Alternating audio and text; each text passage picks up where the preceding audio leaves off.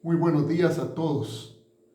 Doy gracias al Señor por la bendición de poder compartir con ustedes una nueva reflexión de su palabra. En Juan capítulo 9 se narra otra impresionante señal realizada por Jesús.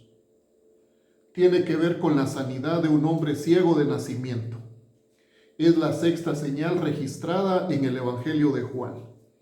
En el capítulo 8 se narra que Jesús vino al templo en Jerusalén y todo el pueblo vino a él, y sentado él les enseñaba, según Juan 8:2.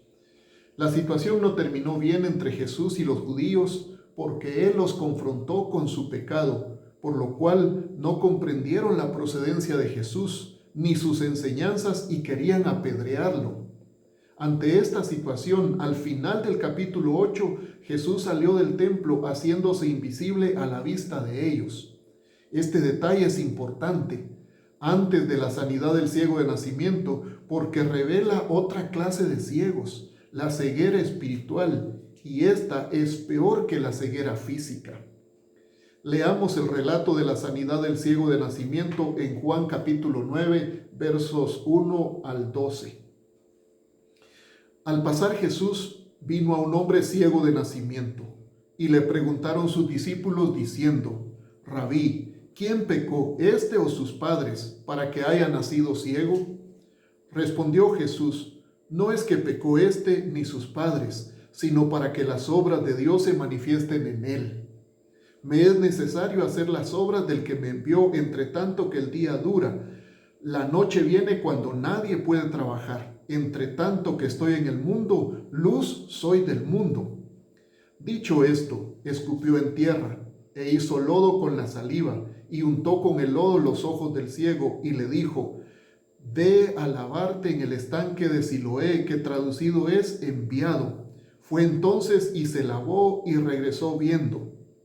Entonces los vecinos y los que antes le habían visto que era ciego decían: ¿No es este el que se sentaba y mendigaba? Unos decían: Él es, y otros: A él se parece. Él decía: Yo soy. Y le dijeron: ¿Cómo te fueron abiertos los ojos?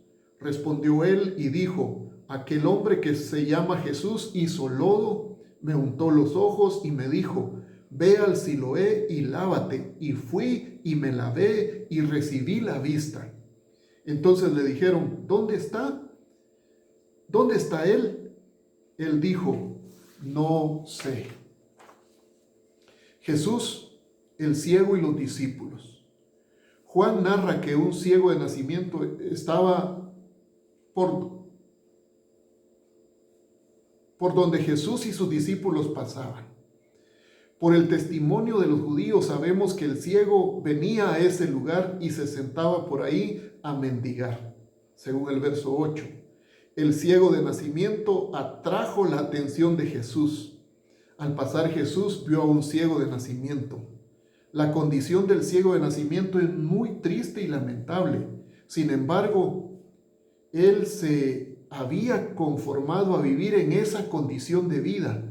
Al parecer, había aceptado su destino. Los discípulos preguntaron a Jesús: Rabí, ¿quién pecó, este o sus padres, para que haya nacido ciego? Según los discípulos, la ceguera del hombre es la consecuencia del pecado, ya sea de él o de sus padres. Esta era la enseñanza común y colegiada de los fariseos en ese tiempo. Tú naciste del todo el pecado, fue la acusación de los fariseos en 8:34. Sabemos que el pecado trae enfermedad y muerte.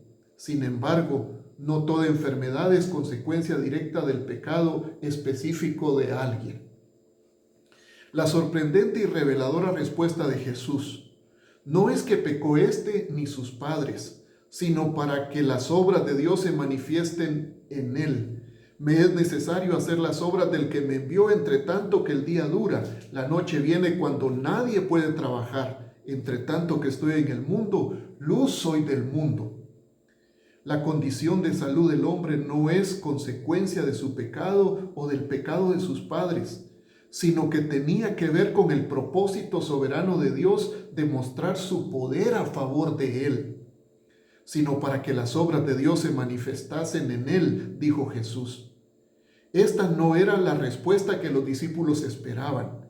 El ciego de nacimiento no está así por el pecado, está así para mostrar que solo la intervención divina puede librar de una condición insalvable humanamente hablando. Y Jesús vino al mundo precisamente para llevar a cabo las obras del que le envió, y debía hacerlo con la urgencia de la temporalidad de su existencia terrenal y consciente de su misión en el mundo, la de ser luz del mundo. Jesús y la sanidad del ciego de nacimiento. En el verso 6 y 7 dice: dicho esto, escupió en tierra e hizo lodo con la saliva y untó con el lodo los ojos del ciego y le dijo: ve a lavarte en el estanque de Siloé, que traducido es enviado. Fue entonces y se lavó y regresó viendo. La acción de Jesús para con el ciego de nacimiento ya mostraba su favor para con él. Sin embargo, la orden de ir a lavarse al estanque de Siloé, aunque no le costaba nada, requería de la fe. No se puede obrar sin fe. ¡Qué gran lección! Solo la fe mueve a un hombre a la obediencia.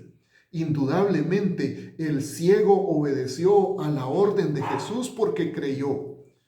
Cuando se hace lo que Jesús dice, se consigue lo que humanamente es imposible.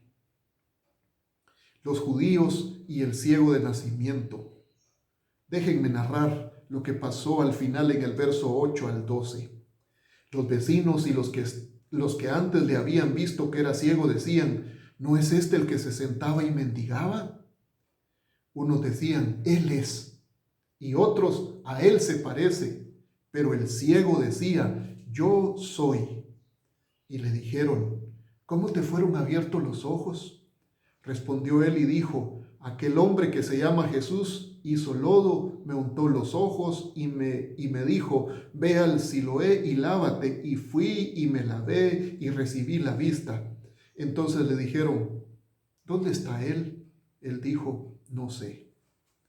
El encuentro con Jesús cambió su vida para siempre, de tal forma que todos cuantos le conocían fueron testigos, no solo de lo sucedido, sino del porqué, por el testimonio personal del hombre. La gente ve la transformación del que cree por su nuevo estilo de vida, pero es responsabilidad del que cree dar testimonio de Jesús, quien es el objeto de su transformación. Termino con esto. Si no eres creyente en Cristo, como el ciego de nacimiento, tienes un problema insalvable. Solo puedes salir de tu condición de pecado si crees en Cristo como tu Salvador personal.